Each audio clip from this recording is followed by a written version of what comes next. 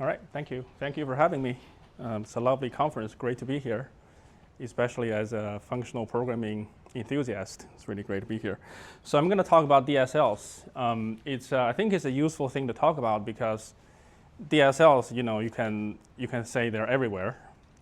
Every programmer has used some DSLs, and it's not all that uncommon that you may be given the task of developing one at some point. Because not everybody gets to develop, general purpose languages like Haskell and Rust, but DSLs there are just a lot more of them, and they're often developed by people who are not necessarily specialized in programming languages. So that's why I think it's applicable to a large audience. All right, so. Okay, so I have a lot to cover, so let me spare all the further small talks and just get straight to the point. These are the three strategies for developing DSLs that I'm going to cover. We have standalone DSLs, embedded DSLs, and DSLs that are subsets of some general purpose language. So this third approach is, I would say, is the most interesting one because it's relatively least used and least known, but it can be very effective when it is a good fit.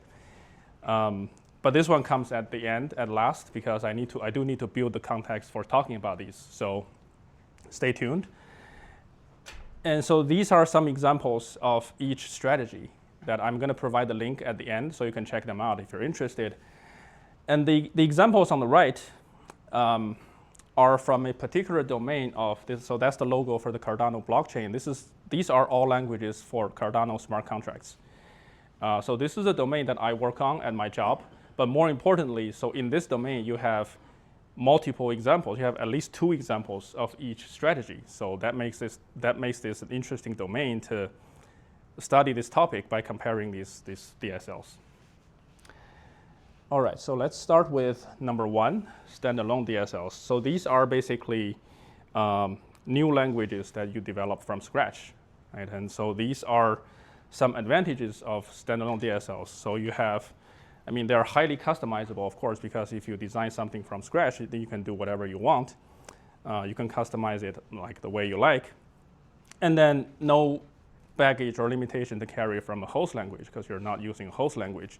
So no need to fight against any constraints of any host language, which is something you often do when you, for example, develop a embedded DSL, right? So you feel like you're fighting with your host language, and sometimes it cooperates, sometimes it doesn't, sometimes it screams at you really hard, like if you're doing something really bad or you're ruining state or something like that. So no such issue for standalone DSL. You cook in your own kitchen.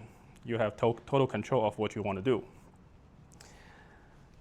But on the flip side, here are some drawbacks of this approach. Number 1, so from a language developer point of view, a standalone DSL is just harder to develop because you have to build everything yourself. You have to build maybe a compiler, perhaps a runtime system, and even before that, you have to first design a syntax for your language. You want a syntax that's reasonable in terms of how people will use your language, and you want one that doesn't make people cry, and that's not easy. So syntax, semantics, compiler, runtime, etc. So these are already hard enough. But then you also have other pieces like tooling, for example. If you want your language to have some kind of debugger, you build it yourself. Right? If you want your language to have some kind of testing framework, you build it yourself. And if you want your language to have some kind of metaprogramming capabilities, you also build it yourself. So you build everything yourself. And then library ecosystem also takes time to develop. And documentation. Documentation is also something that often takes a longer time than people expect to produce. So that's number 1 from a language developer perspective. Number 2, from a user perspective, learning a new DSL can be harder than you anticipate, even if the syntax of your language is reasonably concise, because of a number of reasons. For example, scarcity of learning resources, past experiences may not be useful, and knowledge you learn may not transfer well. So on this point, there's an article that I read on management that says something like, how do you as an employer retain good employees? And you should do something that is seemingly counterproductive, which is you should help your employees increase their market value and help them make it easier, not harder, for them to find a new job. That is seemingly contradictory, but it really makes a lot of sense because that's a good way to keep people motivated and happy, and they will feel like they're on a good career path. If you do the opposite, people tend to run away from you. So that's the problem with standalone DSL, because when you invest your time learning a new language, a new DSL, the knowledge you learn may not transfer that well to a different domain. And then, of course, every time you introduce a new language to your team, there's always additional complexity, additional tooling, additional cognitive load, and things like that. So that's the disadvantages. And these considerations lead to this point that I'm underscoring here, which is standalone DSLs are great choices for low-level languages and compilation targets. Why is that? Well, there are a couple reasons. So from a compilation point of view, a standalone DSL is like a custom language, a custom core language is often easier to target because it's often easier to compile a language down to a small custom core language than, say, transpiling a surface language to another surface language, because different surface languages may have different ways of abstracting things, and that makes things very complex. And then from a runtime point of view, you can customize your runtime to make it as efficient as possible, right? And then from a ease to reason about and formalize perspective, so a small core language, custom core language, or a minimal core language is often easier to reason about and formalize because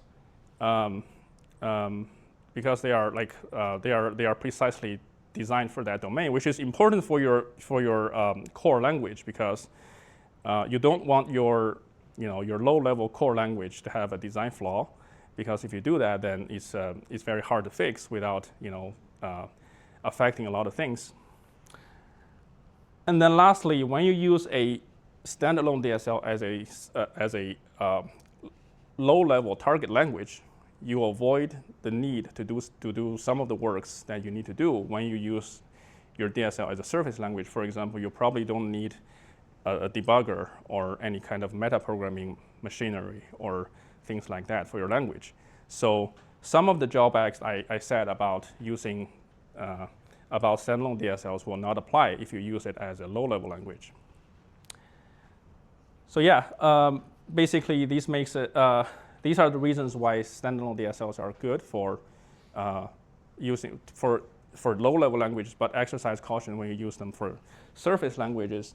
And so if your domain requires both a high-level language and a low-level language, it's often a good, it's often good to look at standalone DSLs for compilation targets while reusing some other general-purpose languages for your surface language.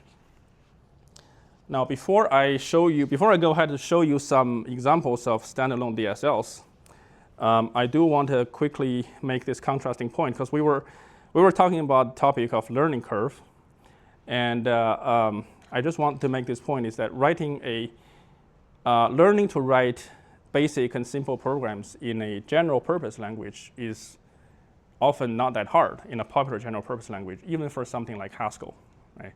I say even for Haskell because Haskell is a language that's often perceived as having a high learning curve. But even for something like Haskell, from my experience, like learning Haskell is just learning to write basic and simple Haskell is not hard. And Haskell is not even that popular. So this is, right now it ranks number 27 on GitHub with a pretty tiny market share, right? But even for a language like Haskell, it's often not hard to get started to write some basic and simple programs for a number of reasons here. So abundance of learning resources, there are a number of good introductory books on Haskell. And then this is even more true in the age of AI, because the large language models, they are pretty good at doing basic Haskell, like reading, writing, and answering questions.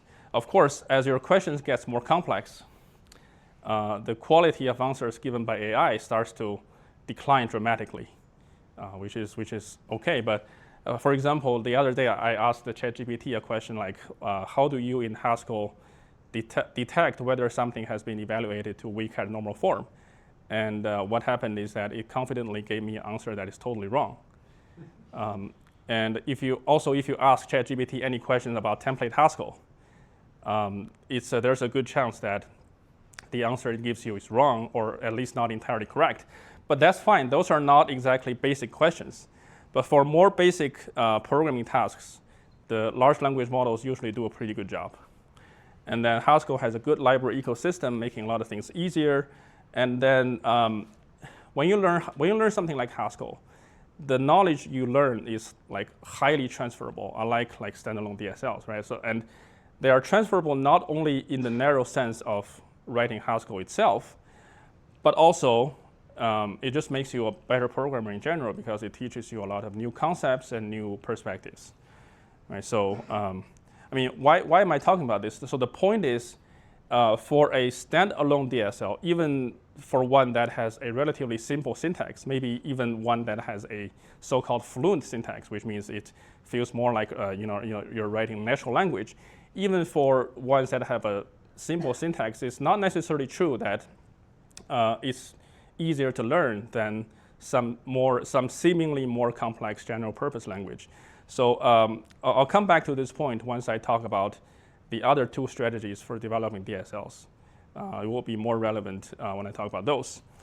But for now, let me go ahead and show you some examples of standalone DSLs. The first example is a language that my team develops at my job. It's untyped Plutus core, UPLC. So this is a low-level smart contract language for Cardano, and it's based on untyped lambda calculus. So here's an example program. What this does is it takes a list of integers, and it finds the first element that is smaller than 10. And as you can see here, this is pretty low-level stuff, right? This is about as readable as assembly, maybe slightly more readable than assembly, but similar. So the things it has in common with assembly is that it there's no high-level construct here. Like there's no list or recursion or anything like that. So these have all been compiled down to something more primitive. Like for example, recursion here is encoded using the fixed point combinator. So you can see that on the first line there's this self-application, lambda s to ss. That's basically part of the Z combinator that encodes recursion. So that's what the language feels like. Now, why is UPLC a good language for its purpose, which is serving as a low-level target language for the domain of Cardano smart contracts? Well, first of all, it's highly customized, highly tailored for this domain. It's very good at what it's supposed to do, good and fast at what it's supposed to do, which is validating transactions, but not much else. And also, Cardano is a blockchain that emphasizes, determinism and determinism and immutability, right? So a language based on lambda calculus would be a very good fit. And then this is also a very small language. It's so small that the specification of the evaluator actually fits on a napkin. And this is an actual napkin that the team made that contains. So this is the specification of the evaluator of not quite UPLC, but this is the evaluator of TPLC, typed Plutus core, because originally our low-level language was typed, and then later it was changed to untyped. So this is the specification, and it comfortably fits on a napkin with plenty of room to spare. I think the evaluator for UPLC should still fit because it's not much larger than this. And this makes it much easier to reason about and formalize, and we do have a formalization of the language in Agda, and to make sure that everything is correct. And then also, this language is also very well researched and stable because it's based on lambda calculus, which was invented many decades ago.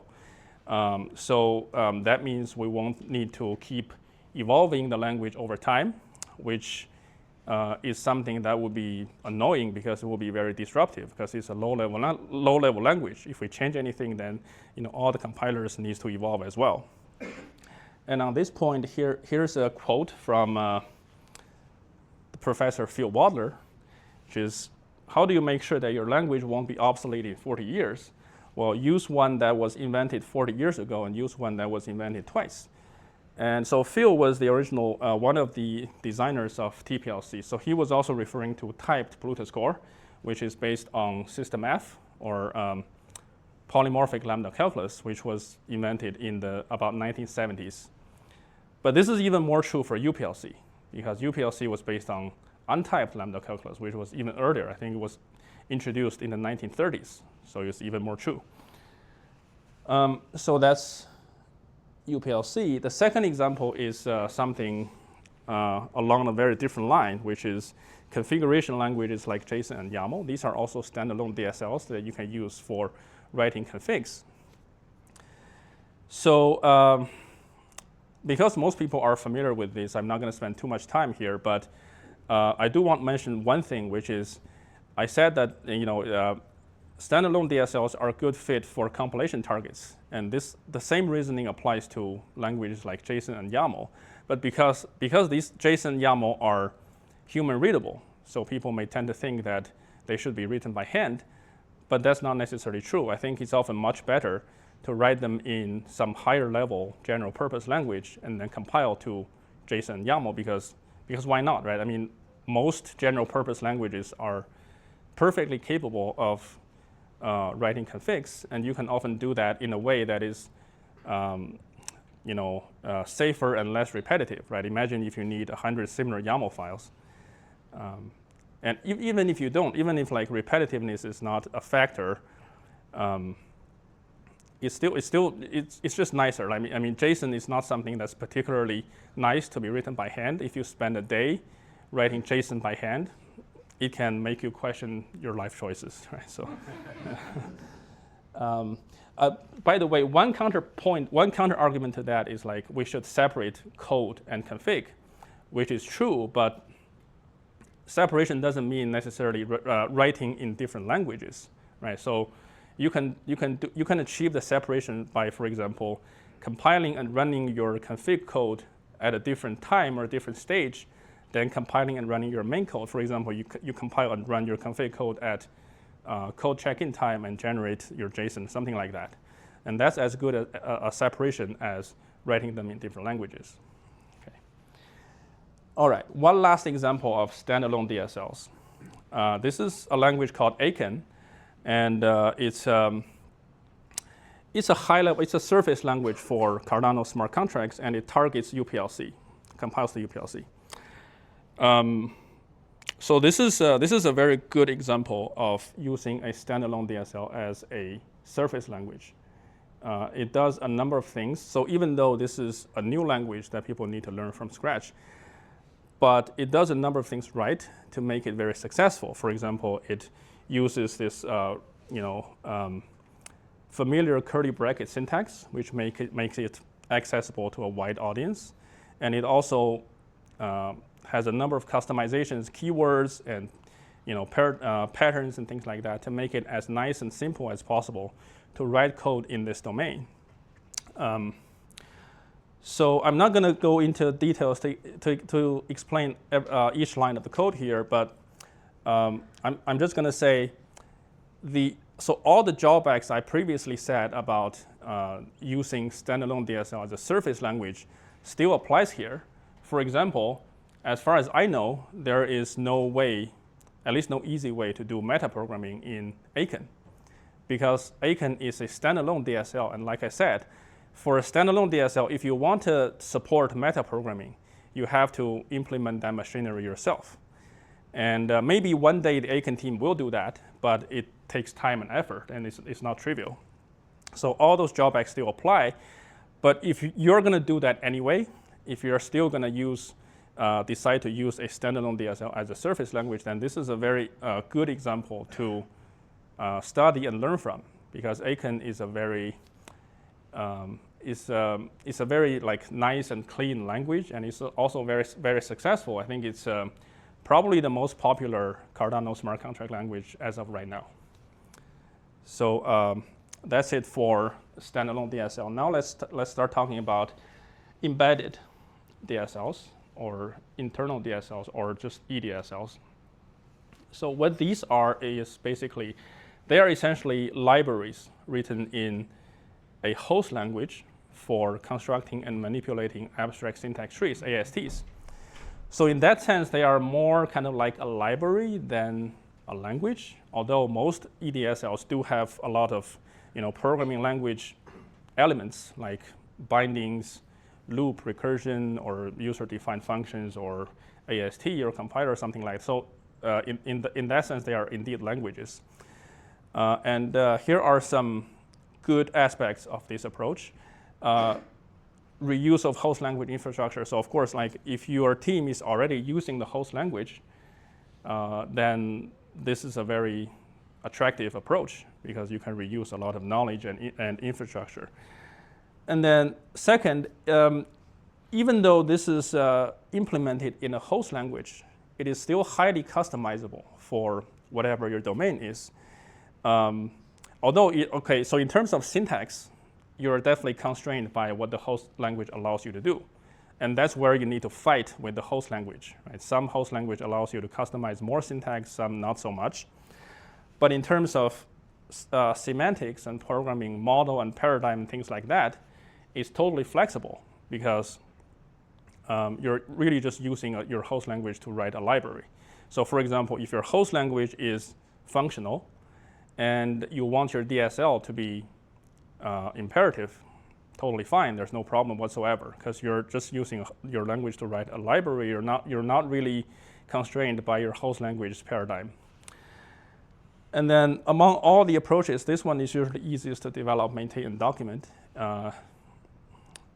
So it's well suited for an MVP. And also, if your domain is large, many users, and different users may prefer different languages, you can often easily embed your DSL, the same DSL, in multiple host languages, which give user choices. And lastly, metaprogramming is generally easier for EDSL. So this may sound a little confusing, so let me explain. So when it comes to metaprogramming, for standalone DSL, it's hard because, like I said, if you want your standalone DSL to support metaprogramming, you have to implement that machinery yourself.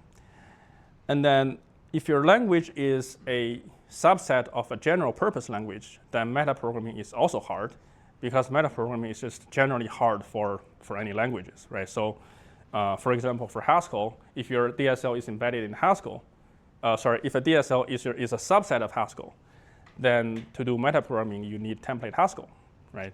And template Haskell is just hard. Let's be real. It's really hard.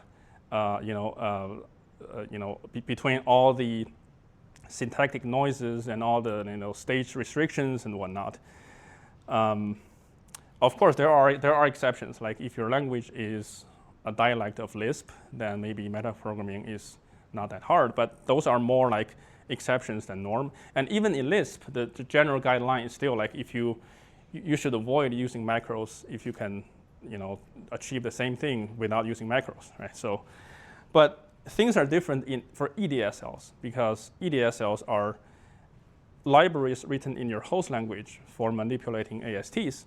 So what is metaprogramming for your EDSL? Metaprogramming for EDSL is just writing regular code in your host language, right? So, so for example, if your DSL is embedded in Haskell, then metaprogramming for your EDSL is just regular Haskell, like routine everyday Haskell code.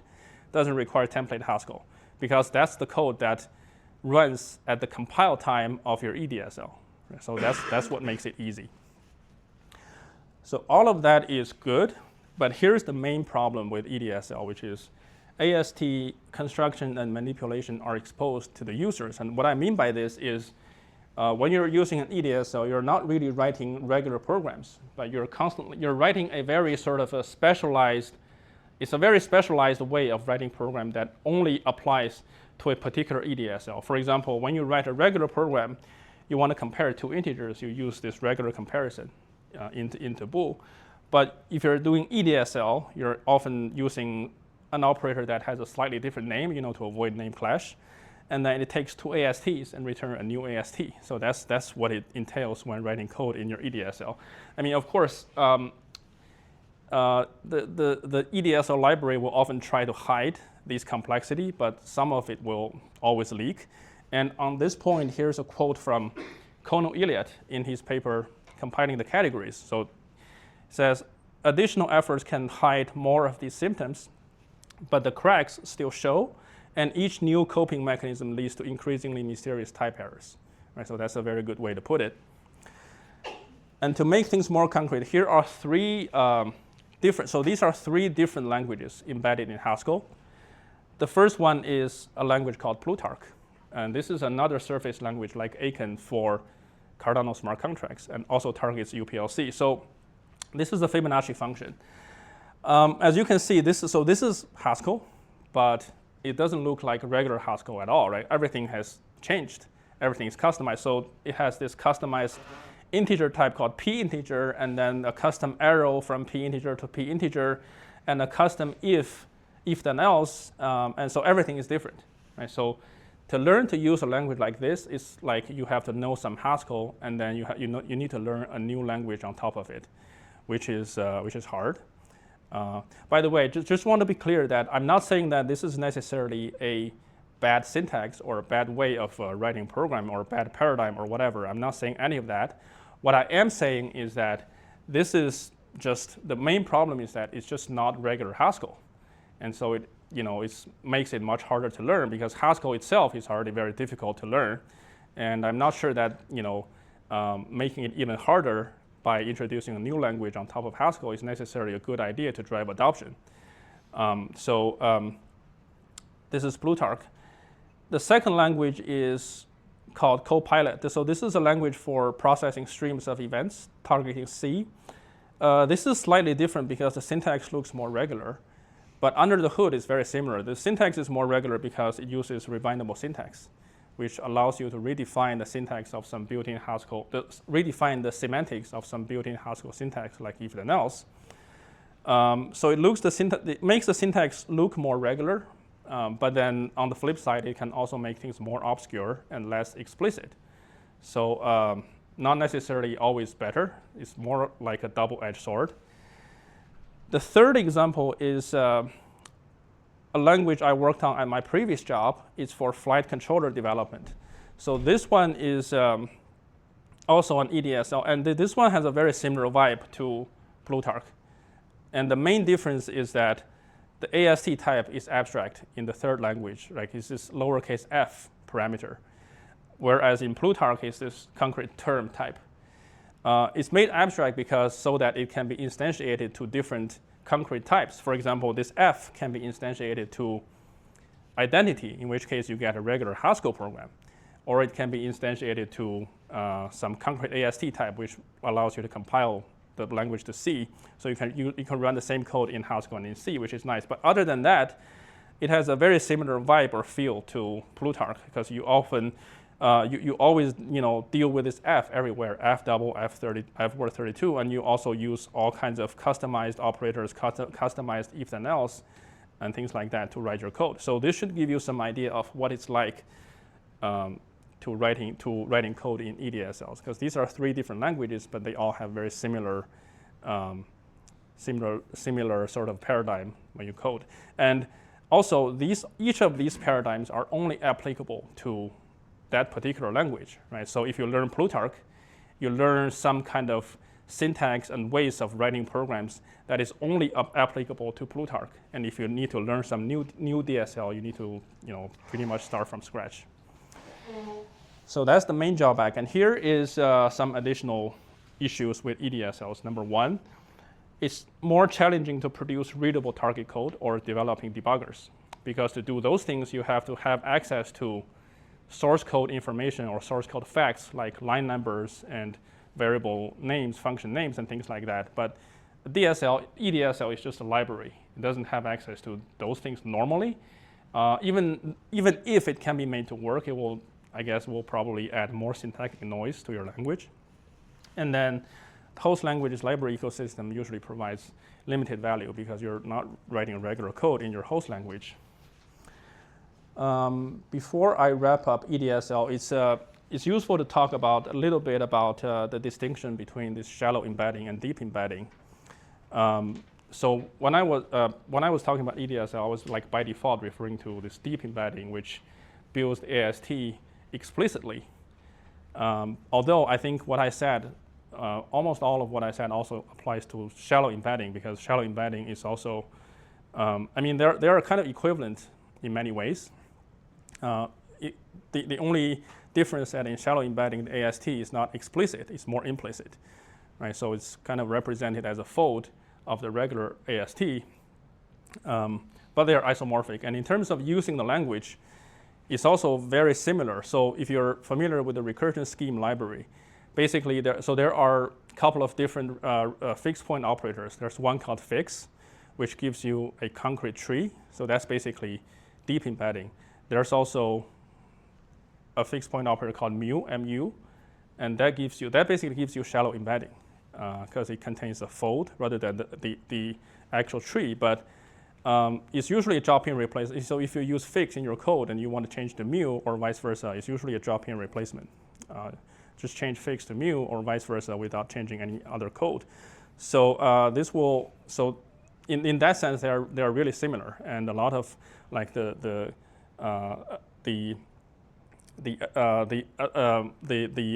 good part and bad part of the two languages of the two approaches are very similar.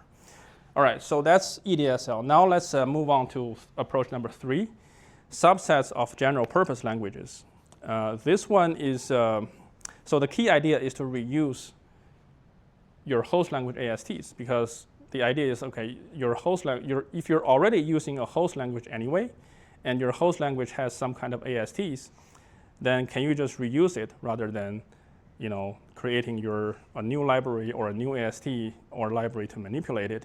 And indeed you can. And this gives you, the main advantage is that it will allow you to write regular code, because now your DSL is literally just a subset of your host language. And the way to access your host language ASTs, so there are just two alternative approaches. One is metaprogramming. This approach is called QDSL, quoted DSL. Usually, in general, the issue of this approach is that it only allows you to access your surface language AST, which is usually a very big data type, because in your surface language, there's a lot of ways to do the same thing. So the AST is very big, making it harder to work with, a lot of syntactic noise, etc. And the other approach is using compiler plugins. And this will give you more of a true subsets of your host language, because it will allow you to access both the surface AST and the core AST, and basically it solves all the problems with metaprogramming. However, the comparison of these two approaches very much depends on the host language. For example, if your host language is a Lisp dialect, like Clojure, Racket, or whatever, then that very much changes the equation. Now, all of a sudden, QDSL becomes a much more appealing approach.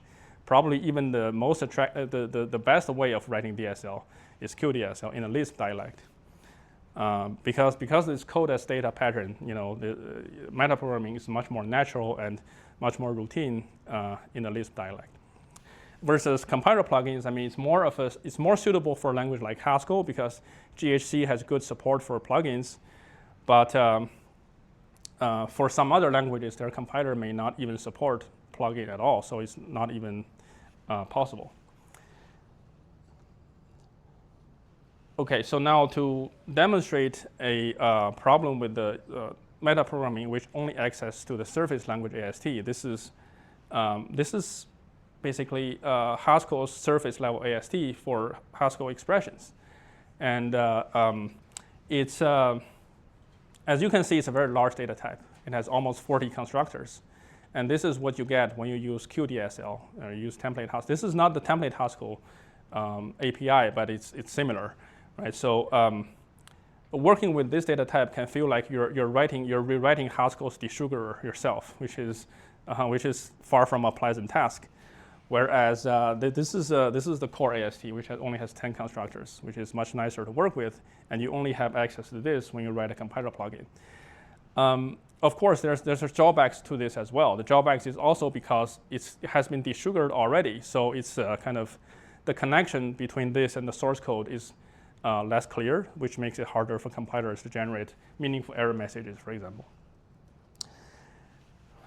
So this is an example of QDSL. This is a paper in about 2015, 2016, around that time. And this is a code fragment of how you use your QDSL to implement something like a math function. And this is, I mean, the claim in the paper is that this approach, the QDSL, like fully reuses the Haskell syntax and has a number of advantages over EDSL, which is technically true, because if you ignore all those quotations and splices, it's pretty much regular Haskell. But I mean, as you can see, there's a lot of syntactic noise here, and you're still not doing regular programming because you're doing metaprogramming all the time. And in that sense, it's not that much better than EDSL, which you're just manipulating trees all the time using a different paradigm, right? So in that sense, they are very similar. And compare that to this. So this is a language called Plinth, or formerly Plutus TX. This is another surface language for Cardano smart contracts. And this is part of the code that solves the n-queens problem. So as you can see, this is basically just vanilla, regular, simple, basic Haskell, as basic vanilla as it can possibly get, right? So this is implemented as a compiler plugin, and it gives you a pretty basic and clean surface syntax as a subset of Haskell. And this makes it much easier to learn, especially like said, with the help of modern AI tools. If you don't understand any part of this code, you ask ChatGPT, and it can very well explain it to you. And that's just not the case with any other languages that I've talked about before, whether it's standalone DSL or EDSL or QDSL. That's just not true, at least not until one of those languages have a sufficiently wide adoption with sufficiently number of documentation or data for the AI to train themselves. But for a lot of DSLs, that will just probably never happen. Right? So I think this is like the main advantage of this subsets of general purpose language approach. Last slide. So here are some drawbacks of this subsets of general purpose language strategy. Number one, it has limited applicability, or it's fair to say that it has much more limited applicability compared to EDSLs or standalone DSL, because basically for this to work, there needs to exist a subset of your host language that's a good fit for your domain, and that's often not the case. For example, if your host language is functional and you want your DSL to be imperative, then this approach is probably not going to fly, because you can't have a subset of Haskell that's imperative, right? Same with SQL. So SQL is like a standalone DSL, and you can deal with, talk to databases in a regular object-oriented code like Java, and that's what ORMs try to do. But the thing is that the relational database model and the object-oriented model, they just don't match that well. So this is often, using ORMs often lead to something either awkwardness or inefficiency, right? So I think that's why a lot of people don't like ORMs. They just prefer to write SQL directly. And then specifically to compiler plugins, plugin support is often limited and unstable. And even for Haskell, which has one of the better compilers for writing plugins, there's still a lot to be desired in terms of APIs for writing plugins. It's so unstable that it's very hard to simultaneously support multiple major GHC versions in a complex compiler plugin. And then you still need to fight with your host language. Not so much with the language itself, but you need to fight more with the host language compiler and ASTs, because they are not designed with your domain in mind, so they may not be a good fit. So that's that's it. And these are the links to all the languages that I showed earlier in the examples. So feel free to check them out. And that's it. So hopefully this gives you some useful insights and takeaways on this topic. Thank you for joining.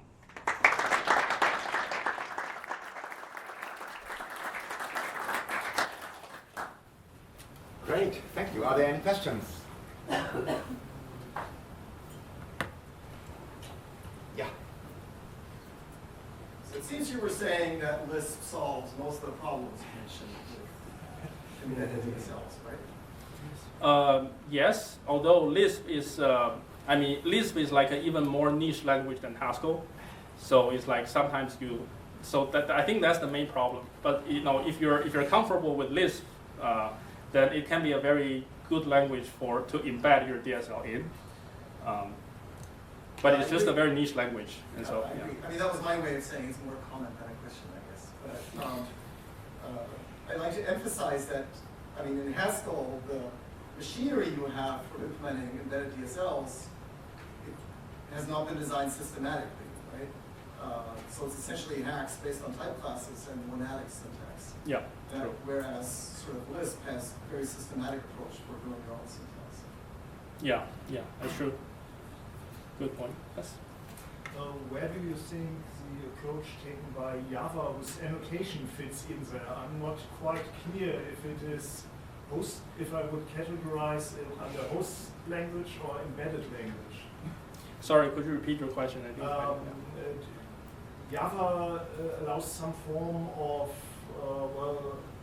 combination of metaprogramming and thereby developing some embedded language or doing extending your host language. It's not a compiler plugin, but it allows you to basically do something like that. And I was unclear on which level of the language you would put that. But I realize my question is bogus because it's more like compiler plugins than embedded language, I think. Yeah, if it doesn't define its own AST, but it's like basically use some kind of metaprogramming to modify the language itself, then I would say it's more close to the QDSL category, quoted DSL.